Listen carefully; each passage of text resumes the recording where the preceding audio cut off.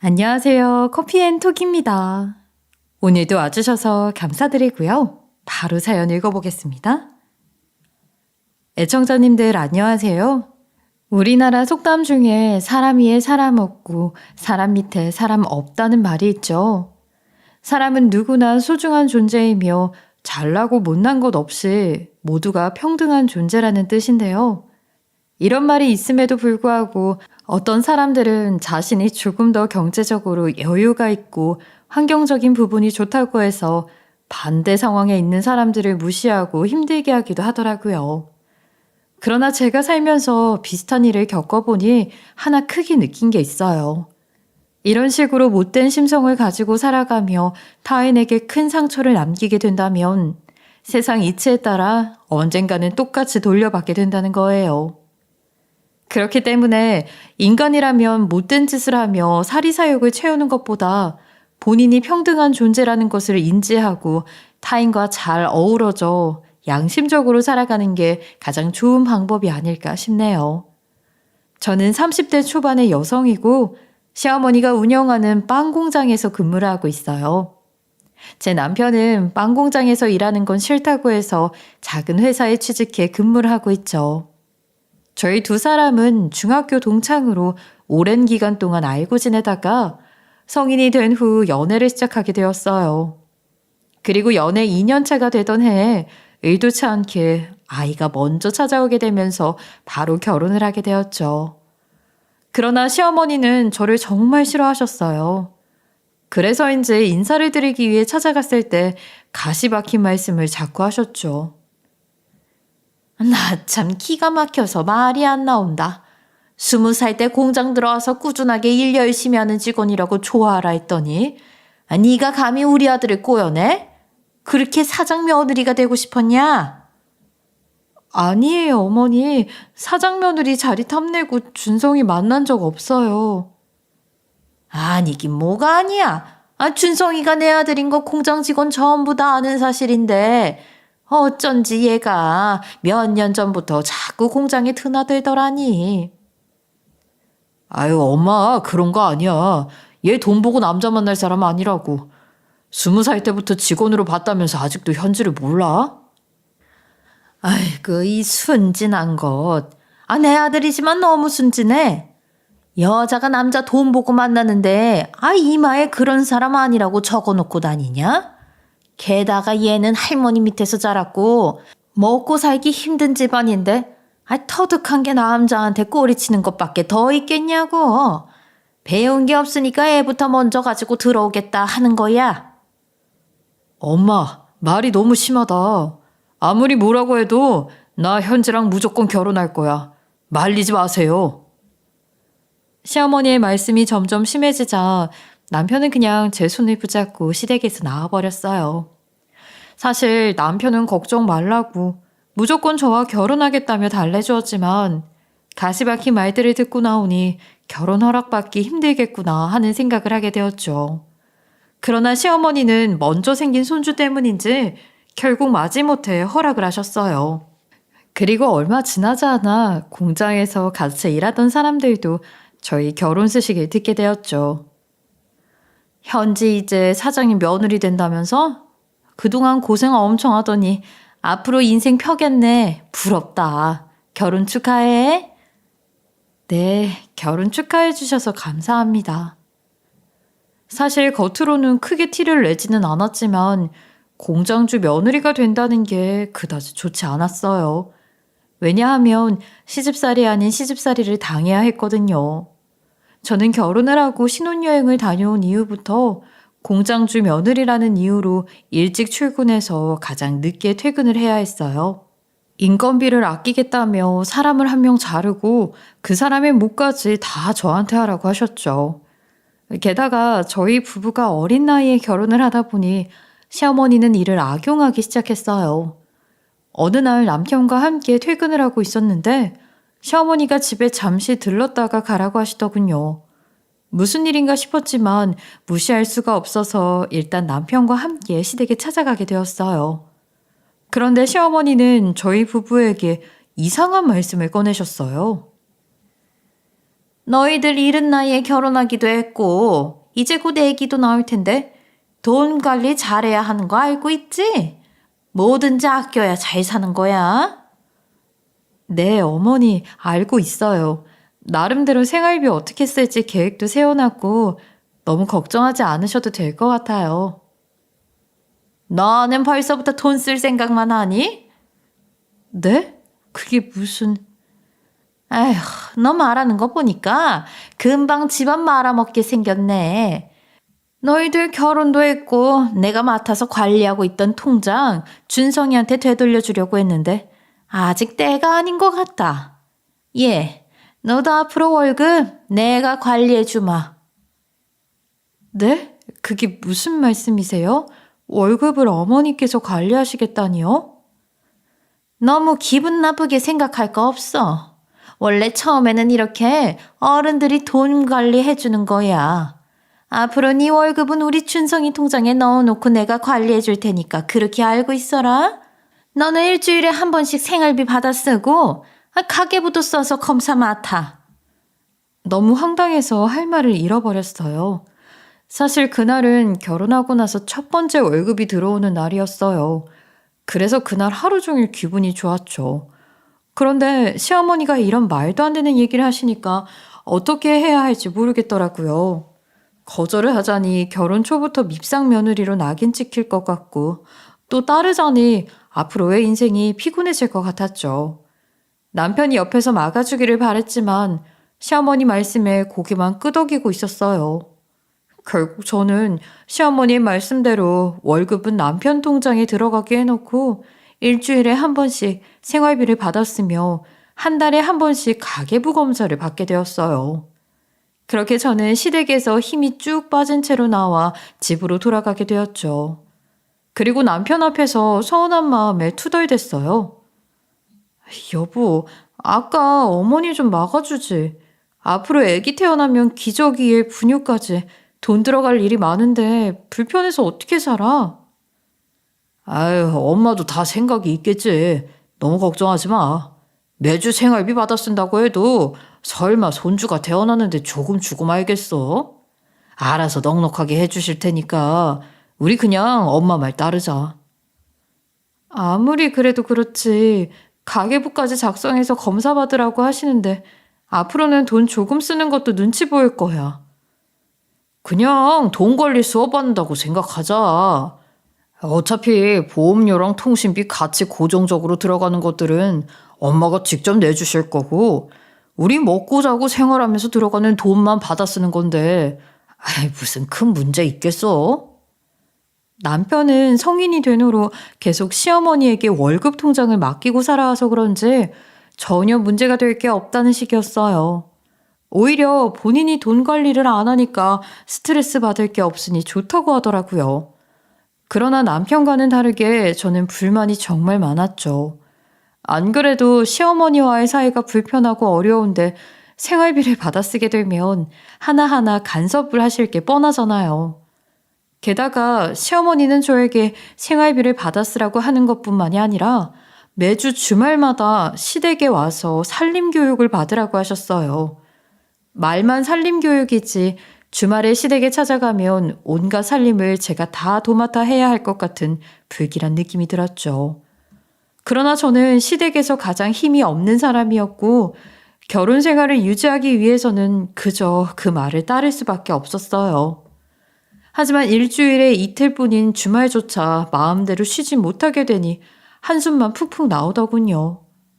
그렇게 첫 월급날이 지나가게 되고 저는 본격적으로 시어머니에게 돈을 받게 되었어요. 그래도 여유롭게 먹고 살 만큼은 주실 줄 알았는데 막상 받아보니 쥐꼬리만큼 주시더군요. 처음에는 부족하다고 해볼까 싶었는데 당장 이야기하게 되면 괜히 큰 소리만 날 것 같아서 일단 상황을 지켜보기로 했어요. 덕분에 저희 부부는 먹고 사는 게 굉장히 빠듯했어요. 그리고 예상대로 저는 주말마다 시댁에 찾아가 온갖 살림을 도맡아야 했죠. 살림 교육이 목적이라고 하시더니 시어머니는 요리에 빨래까지 하라고 지시만 하고는 하루 종일 TV만 보셨어요. 초반에는 불만이 가득했지만 시어머니와 부딪히고 싶지 않았고 괜히 밉고 보이고 싶지 않아 참을 수밖에 없었어요. 그러나 저도 사람인지라 나중에는 한계가 오더군요. 그래서 남편에게 도움을 요청해 볼까 싶어서 저녁을 먹으면서 이야기를 살짝 꺼내봤어요. 여보, 매주 받는 생활비가 적어서 살림하기 쉽지 않고 주말 하루도 쉬지도 못해서 나 너무 힘든데 당신이 어머니께 살짝 말씀드려서 좀 도와주면 안 될까? 엄마가 우리 둘 일부러 힘들게 만드는 것도 아닌데 그냥 따르면 안 돼? 뭐 얼마나 됐다고 벌써부터 힘들다 투정을 부려. 하루도 못 쉬는데 당연히 힘들지. 그러니까 어머니께 잘 말씀드려서 좀 도와줘. 어차피 내가 끼어들어서 얘기한다고 해도 바뀌는 거 없어. 괜히 그런 얘기 꺼냈다가 상황 더 안 좋아지면 큰일이니까 그냥 당신이 참고 넘어가. 내 몸이 무쇠도 아니고 정말 너무한 거 아니야? 나 임신했어. 임신해서 몸도 무거운데 좀 도와줄 수도 있잖아. 부모님 돌아가시면 장남인 내가 엄마 공장 물려받게 되어 있어. 그러니까 괜히 일 복잡하게 만들어서 재산 빼앗기게 하지 말고 당신이 참자. 남편은 끝내 저를 도와주겠다는 말을 하지 않았어요. 결혼하고 보니까 시어머니가 능력이 좋으니 남편이 눈치를 많이 보는 듯 했죠. 그래서 제가 힘들다고 시어머니에게 얘기 좀 좋게 해서 상황을 바꿔달라고 부탁을 해도 남편은 오히려 제가 참고 넘기라며 타일렀어요. 왜냐하면 시어머니의 재산이 걸려 있었거든요. 남편은 괜히 시어머니에게 좋지 않은 소리를 꺼냈다가 재산이 날아갈까 두려웠던 것 같았죠. 그러던 중 저는 고등학교 동창 모임에 있어 나갔던 적이 있어요. 아무래도 여자들이 모이면 줄곧 하는 얘기가 시댁 얘기, 남편 얘기밖에 없다 보니까 저도 분위기에 휩쓸려 제 사정을 털어놓게 되었죠. 그런데 친구 중 한 명이 제 이야기를 심각하게 듣더니 이런 말을 하더라고요. 현지야, 내 말 기분 나쁘게 들을지도 모르겠는데 어떤 일이 생길지 모르니까 미리미리 증거부터 모아놓는 게 어때? 그게 무슨 소리야? 어떤 일이 생길지 모른다니? 내가 평소에 친하게 지내는 아는 언니도 부잣집에 시집을 갔는데 얼마 전에 이혼을 하게 됐거든. 그런데 증거물을 모아놓은 게 없어서 시집살이만 호되게 당하다 애까지 뺏기고 맨몸으로 쫓겨났어. 그게 무슨... 나도 그런 일을 겪을 수 있으니까 미리 대비를 해놓으라는 거야? 지금은 뱃속에 있는 애 때문에 이혼 생각이 들지 않더라도 시간이 지나고 며느리라는 이유로 그러려니 하면서 넘어가게 되면 시어머니의 행동은 점점 더 악랄해지지 않겠어? 이혼을 하지 않으면 다행이지만 혹시 모를 일에 대비해서 미리 증거물을 확보해 놓는 게 좋을 것 같아. 친구가 어떤 부분을 걱정해서 이런 이야기를 꺼낸 것인지 잘 알고 있었지만 저는 설마 그런 일이 일어나겠어 하는 생각 때문에 그냥 웃어 넘겼던 것 같아요. 그러나 집에 도착해서 가만히 고민을 해보니까 당장은 쓸모가 없다 느껴지더라도 사람 일은 모르는 건데 라는 생각이 들었죠. 게다가 남편도 항상 시어머니 편만 드니까 뭐라도 만들어 놓는 게 낫겠다 싶었어요. 그래서 저는 그 다음 날부터 휴대폰으로 이것저것 증거들을 모으기 시작했죠. 그리고 공장에서도 항상 휴대폰을 소지하고 다니면서 저에게 불리한 일이 생기면 녹음과 사진으로 증거를 다 남겨두었어요. 그렇게 2년이라는 시간이 지나게 되었어요. 저는 여전히 혹시 모를 미래를 위해서 불리한 일들은 증거물로 모아놓고 있었어요. 그런데 어느 날 저녁에 집에 들어가자마자 시어머니에게 전화 한 통을 받게 되었죠. 예. 아까 얘기하려고 했는데 까먹어서 전화했다. 내일 오전에 아주 중요한 손님이 오시니까 네가 공장에 6시까지 나가서 사장실 청소 좀 해놔라. 내일 새벽 6시요? 어머니, 저 재성이 어린이집 데려다 줘야 하는데 아무래도 6시는 힘들 것 같아요. 차라리 제가 내일 출근해서 하면 안 될까요? 내일 새벽에 청소하고 다시 집에 가서 재성이 어린이집 데려다 주고 난 후에 출근하면 되잖아. 왜 이렇게 생각이 없니? 너 내 말 어기면 어떻게 되는지 알지? 명령이니까 반드시 새벽 출근해라. 저는 결국 시어머니의 명령으로 인해 새벽 6시에 출근을 할 수밖에 없었어요. 공장에 들어가자마자 곧장 사장실에 들어가 청소를 하기 시작했는데 그날따라 시어머니 서랍장 마지막 칸 문이 열려있는 게 보이는 거예요. 평소에는 다른 곳은 몰라도 그 서랍장만큼은 항상 열쇠로 잠겨 있었거든요. 그래서 저는 그 서랍장에 대체 뭐가 들었길래 저렇게 꽁꽁 감추시나 싶어서 항상 궁금해 했었어요. 그런데 마침 서랍장이 열려있고 공장에는 아무도 없으니 이때가 기회다 싶어서 확인해 보기로 했어요. 그렇게 저는 판도라 상자였던 사장실의 마지막 서랍장 문을 열어보게 되었어요. 그런데 막상 확인해 보니 금부치가 가득할 것만 같은 곳에 이상한 서류들만 잔뜩 있더라고요. 그래서 처음에는 별거 아닌데 뭘 이렇게 숨겼지? 라는 생각을 하면서 다시 넣어놓으려고 했어요. 하지만 서랍에 다시 넣을 때 보니까 수상해 보이는 서류들이 꽤 많이 보였죠. 아무래도 하나하나 살펴보기에는 시간이 많지 않을 것 같아서 전 그냥 눈에 띄는 서류 몇 개를 확인해 보기로 했어요. 그런데 시어머니가 꽁꽁 감춰둔 서류들은 제대로 살펴보니 충격적인 내용이 많이 담겨 있더군요. 그동안 불법적인 일을 저지른 내용이 담겨 있는 서류 외에도 몇몇 거래처 사장들 등을 쳐먹고 있는 것을 발견하게 되었죠.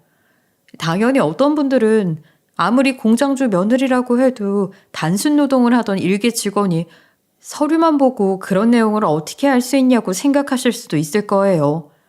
그러나 저는 시어머니 빵 공장에 20살 때부터 꾸준히 근무를 해왔고 가장 젊은 사람이었기에 회계 잡일까지 하고 있었던 상황이었거든요. 그리고 학교 다닐 때 공부를 꽤 잘하는 편이었고 은행원이 꿈이었기에 경제적인 여유만 있었다면 그쪽 분야로 나갈 수도 있었거든요. 이걸 알고 있던 시어머니는 20살에 입사한 저를 적극적으로 활용하기 시작했고 덕분에 공장 일에 대한 계산은 빠삭했어요. 그래서 서류를 살짝 살펴보기만 했는데도 시어머니가 그동안 어떤 일들을 저질러 왔는지 금방 파악할 수 있었죠. 많은 서류들 중에는 거래처 사장들 계약서가 있었는데 살짝 살펴보니 겉으로는 판매 시중가보다 저렴한 듯 보이지만 계산을 제대로 해보면 몇 배의 금액을 더 지불하고 있다는 것을 확인할 수 있었어요. 아무래도 거래처들은 보통 연 단위로 계약을 하게 되고 오랫동안 거래를 해온 사람들은 대충 금액이 맞다 싶으면 사인을 해버리잖아요. 어차피 간식값인데 생각하고 깊게 따져보지 않은 채로 계약을 하니까 시어머니는 이 점을 파고들어 배를 채우고 있었던 것이었죠. 결국에는 거래처들을 상대로 사기를 친 것이었고 세금 문제까지 엮여있는 상황이니 이게 터지면 정말 큰일이 날 수도 있겠다는 생각을 하게 되었어요. 그러나 시어머니에게 이리저리 휘둘리고 있는 상황인 저에게는 좋은 일이 될 수도 있으니 증거를 남겨놓아도 되겠다 싶어 눈에 보이는 서류들 사진들을 찍어 놓았죠. 그리고 나서 저는 아무 일 없던 것처럼 다시 정리를 해놓고 사장실에 나가게 되었어요. 당연히 시어머니는 제가 그 서랍 속 서류들을 확인했을 거라는 의심조차 하지 못하고 있었겠죠. 그렇게 그날로부터 약 2주일이라는 시간이 흘렀어요. 그날은 공장이 오픈 기념일로 쉬는 날이었는데 시어머니가 아침 일찍부터 저에게 전화를 했어요. 예, 오늘 집에 중요한 손님이 오시니까 너 지금 좀 와서 점심 식사 준비해라. 중요한 손님이요? 그래, 중요한 손님이랑 집에서 점심 식사하기로 했으니까 너 꿈을 대지 말고 빨리 집에 좀 와. 사실 저는 회사가 쉬는 날인데 그날만큼은 집에서 편안하게 있고 싶었어요. 그러나 늘상 있는 일이기도 하고 괜히 시어머니 말을 무시한 채로 시댁에 안 갔다가 더 피곤한 일이 생길 수도 있었죠. 그래서 저는 아이를 어린이집에 보내놓고 시댁에 찾아가서 이것저것 음식 준비를 하게 되었어요. 집에 누가 오기로 했는지는 몰라도 저는 한참 동안 잡채에 갈비찜까지 만들었죠. 그리고 나서 상차림까지 완벽하게 세팅을 해놓았어요. 시어머니는 약속한 시간이 거의 다 되었다며 현관문 앞에 서서 손님을 목이 빠져라 기다리고 계신 상황이었어요. 저도 누가 오시는지는 몰라도 이 집 맏며느리로서 시어머니와 같이 손님에게 인사를 드리는 게 예의니까 현관문 쪽으로 다가갔어요. 그런데 시어머니가 제 모습을 보면서 아주 정색을 하시는 거예요. 오늘 내가 중요한 손님이 오신다고 했냐, 안 했냐? 다른 사람도 아니고 거래처 회장님이 오시는 건데 네가 뭐라고 내 옆에 서서 인사할 준비를 하고 있어? 너는 괜한 짓 하지 말고 거 다락방에서 큰 교자상이나 꺼내와라. 네, 어머니. 저는 시어머니의 말에 창고로 쓰고 있는 다락방으로 올라가서 큰 교자상을 찾기 시작했어요. 그런데 시어머니도 뒤따라 다락방으로 올라오셨더군요. 처음에는 제 행동이 느려서 답답해 오신 건가 싶어 교자상 찾아서 금방 내려갈 테니까 조금만 기다려달라고 했죠. 그런데 시어머니가 대답도 없이 다락방 문을 닫더니 그대로 자물쇠를 채워 잠궈버리는 게 아니겠어요? 저는 시어머니의 행동이 너무 황당해서 3초 정도 멍하니 있다가 다급하게 뭐 하시는 거냐고 문을 두드리며 소리를 질렀죠. 어머니, 지금 뭐 하시는 거예요? 갑자기 저를 여기에 왜 가두시는 건데요? 장난치지 마시고 빨리 다락방 문 열어주세요. 네? 내가 너한테 장난을 왜 치냐?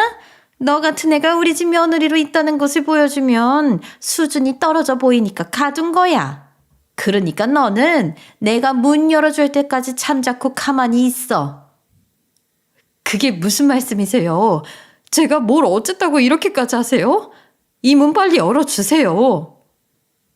일부러 가둔 건데 지금 열어주면 안 되지.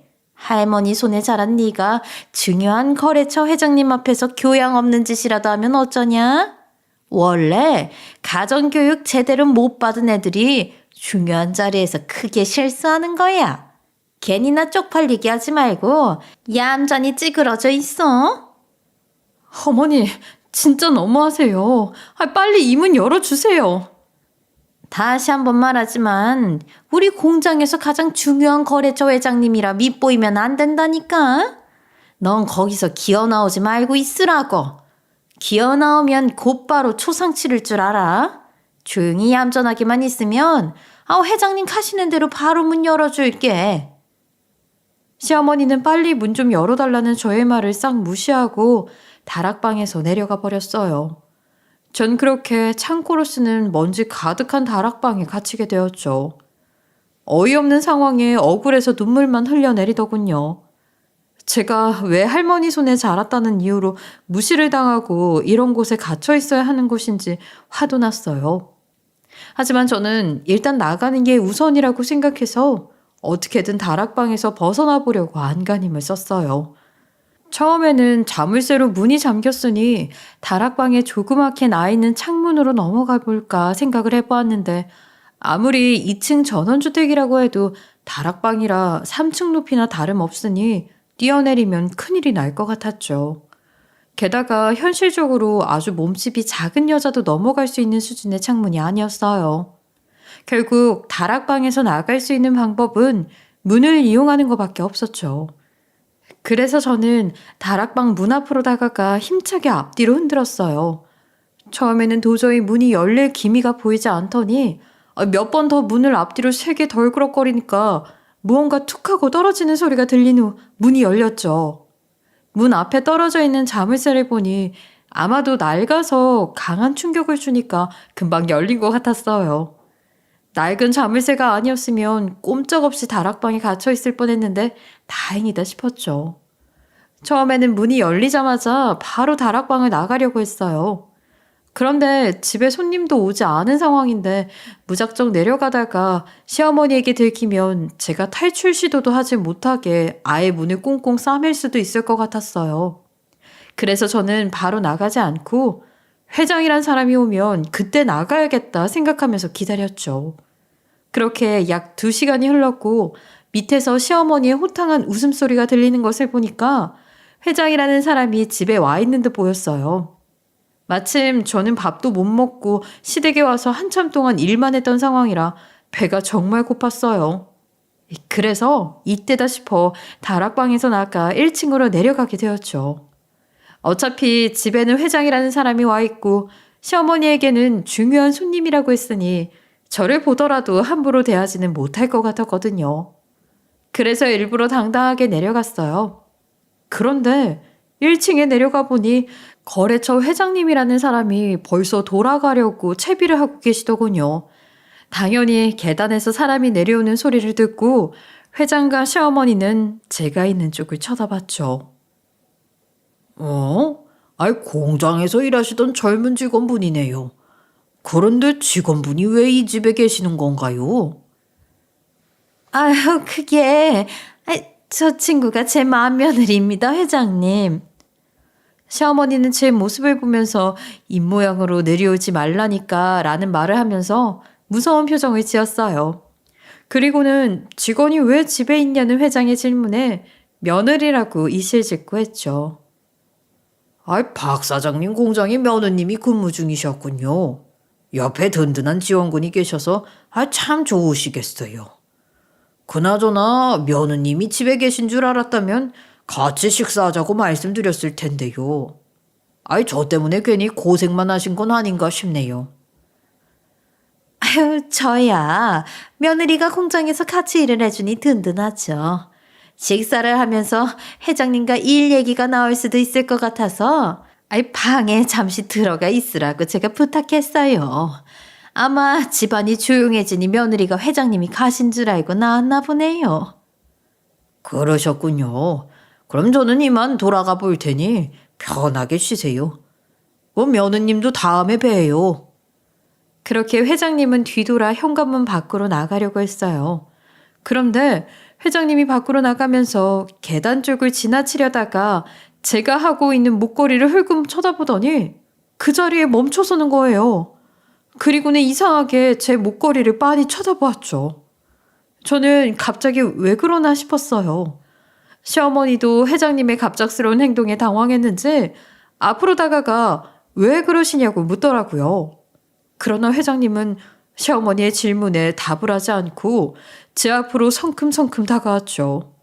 그리고 제 앞에 손을 내밀었어요.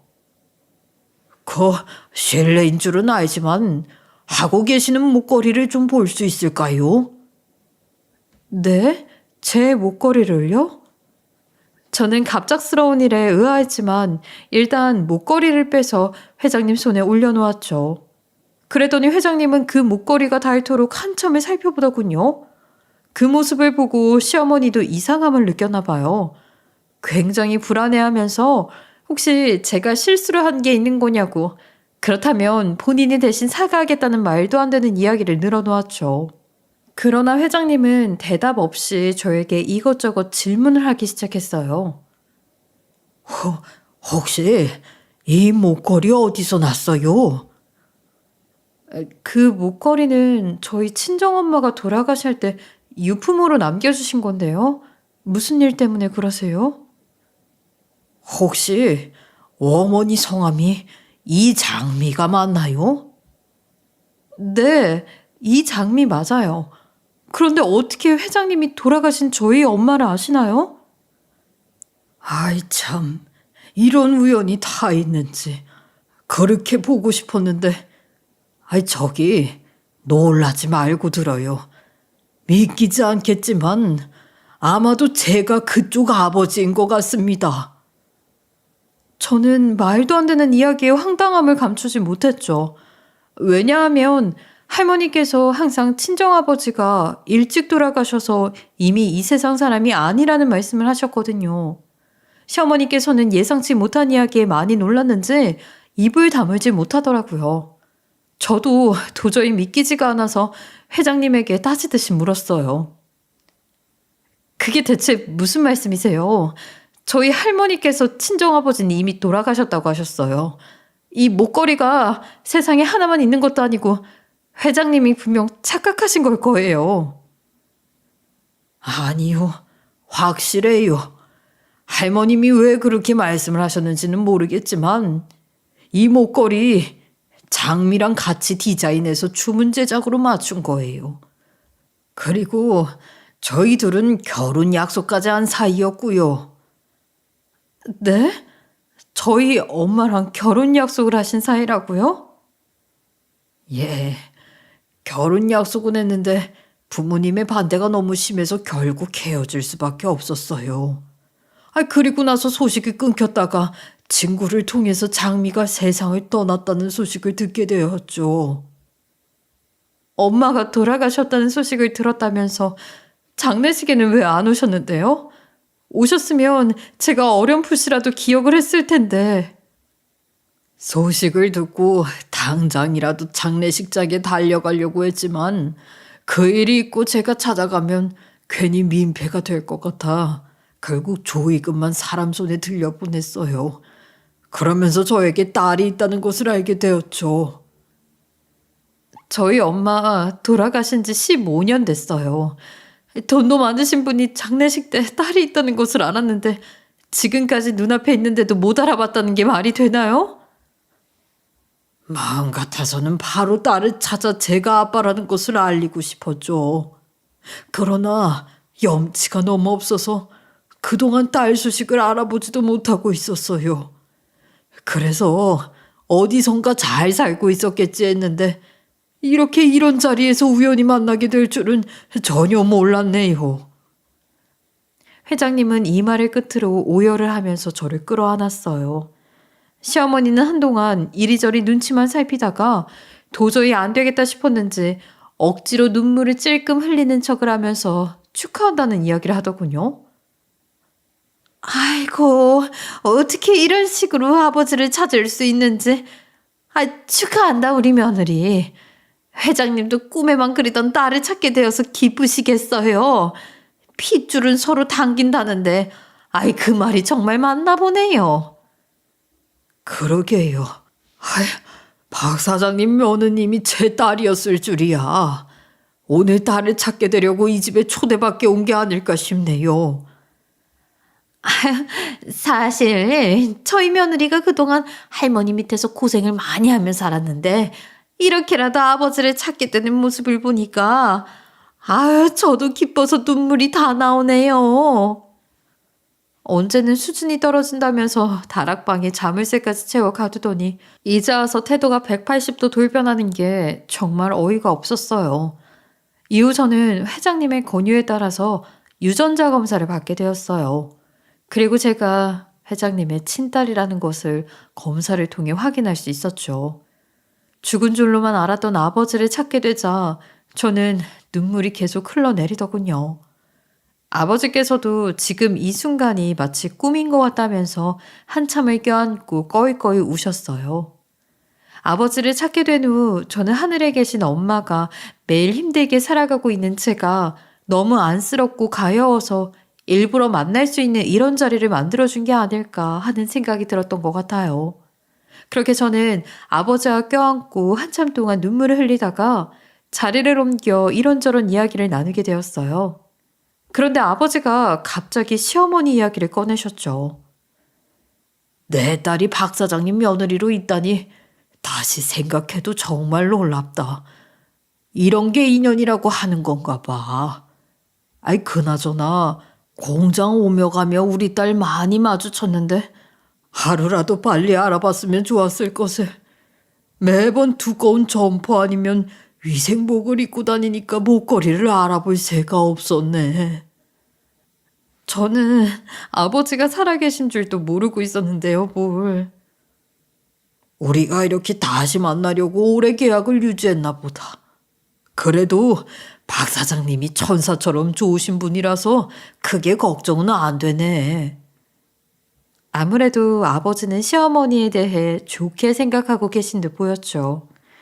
그래서 실체를 알려드려야 하나 생각을 했었는데 만나자마자 그런 이야기를 꺼내는 게 맞나 싶어서 그냥 웃어 넘겼어요.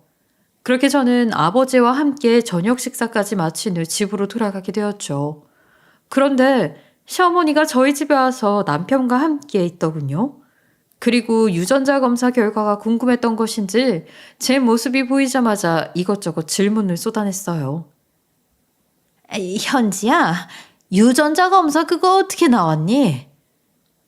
아버지 맞대요. 어머니 덕분에 찾을 수 있었네요. 아이고, 그렇지? 아이고, 내가 생각해보니까 서로 닮았다 싶더라고. 그래요? 준성아, 너 결혼 정말 잘했다. 아이, 어디서 이런 복댕이를 데리고 왔어? 현지야, 우리 그동안의 일은 다 있고, 앞으로는 엄마와 딸처럼 잘 지내자. 시어머니는 중요 거래처 회장님의 딸이라는 게 밝혀지자 그럴 줄 알았다면서 복덩이라고 정말 좋아하더군요. 그러면서 제 두 손을 꼭 붙잡더니 앞으로는 엄마와 딸처럼 지내자는 어이없는 말을 내뱉었어요. 속이 훤히 보이는 말에 저는 기가 막히고 코가 막히더군요. 그러나 시어머니는 아랑곳하지 않고 이제 사돈이니까 저희 아버지와 정식으로 상견례 겸 식사를 해야 하지 않겠냐는 말을 꺼내는 거예요.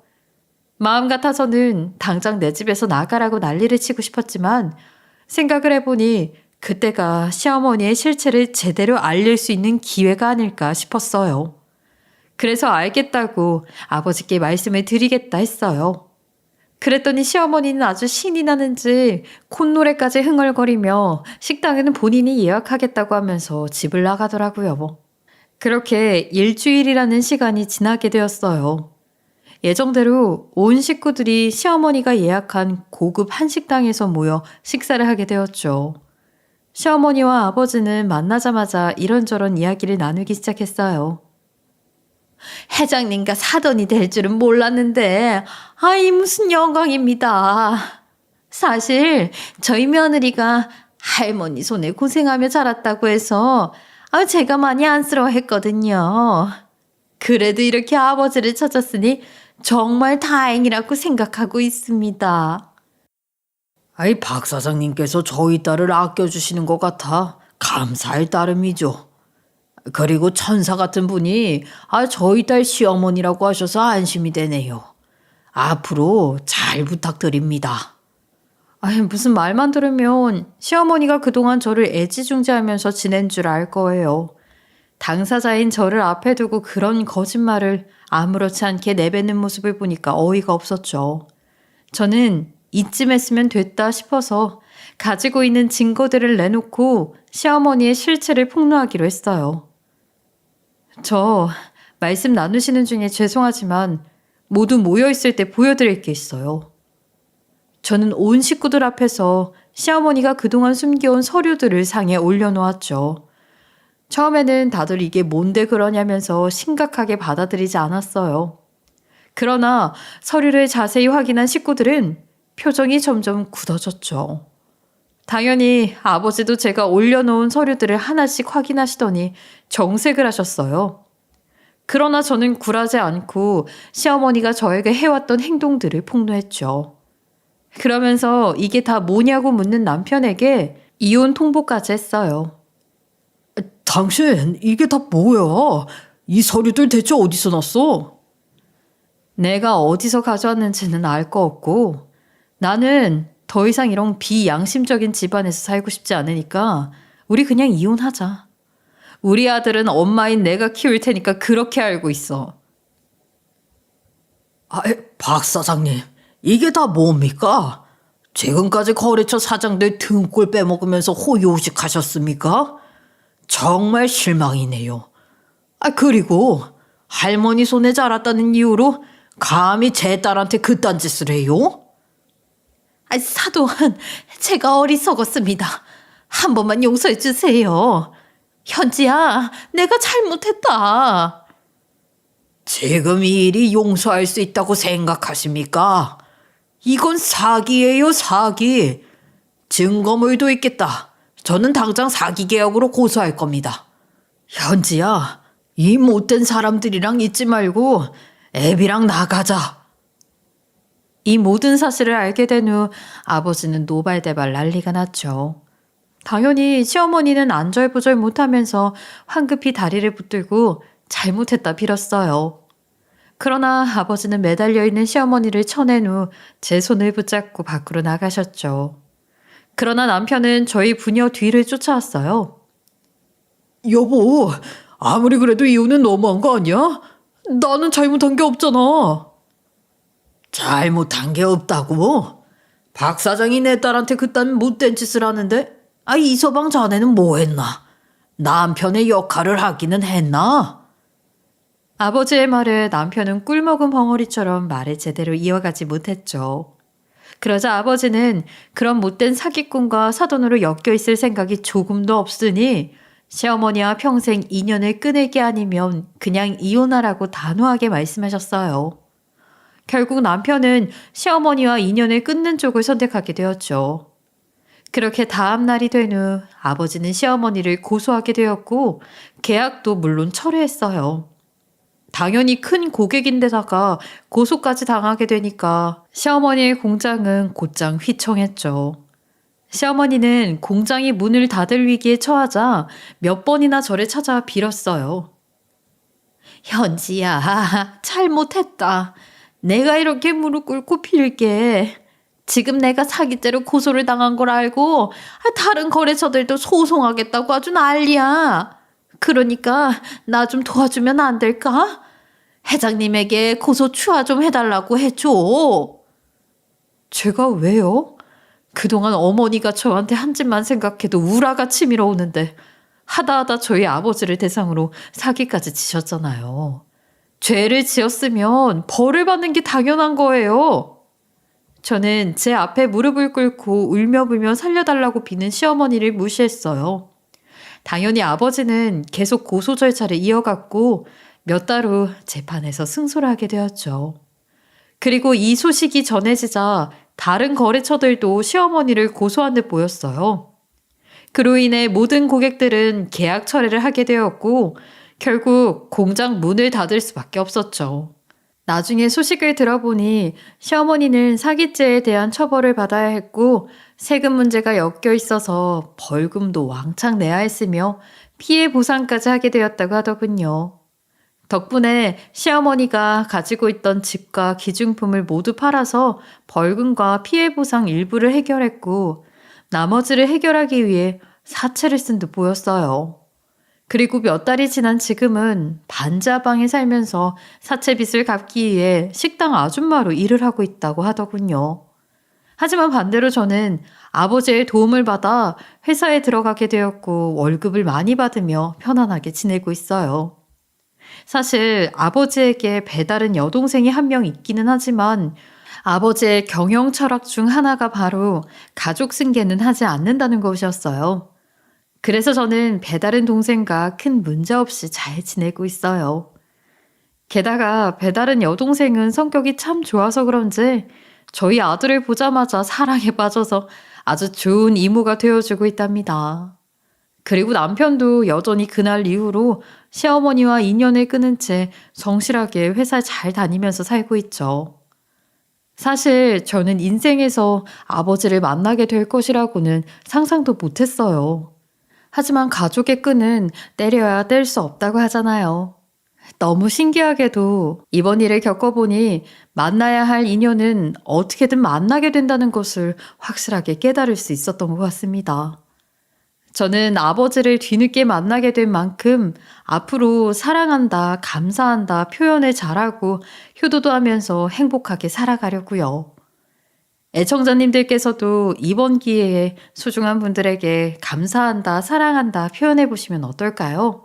제가 오랫동안 산 건 아니지만 여태 살아보니 주변 사람에게 표현을 잘하는 것만큼 중요한 일은 없는 것 같더라고요. 저의 긴 글 들어주셔서 감사하고요.